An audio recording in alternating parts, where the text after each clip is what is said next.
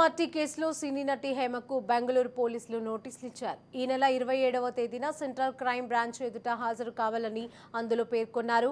హేమతో పాటు ఈ రేవ్ పార్టీలో పాల్గొన్న చిరంజీవి, కాంతి, ఇక రాజశేఖర్, సుజాత, ఆశిరాయ్, రిషి చౌదరి, ప్రసన్న, శివాని జైస్వాల్, వరుణ్ చౌదరి తదితరులకు నోటీసులను జారీ చేశారు. మొత్తం 86 మందికి ఈ నోటీసులు జారీ అయ్యాయి.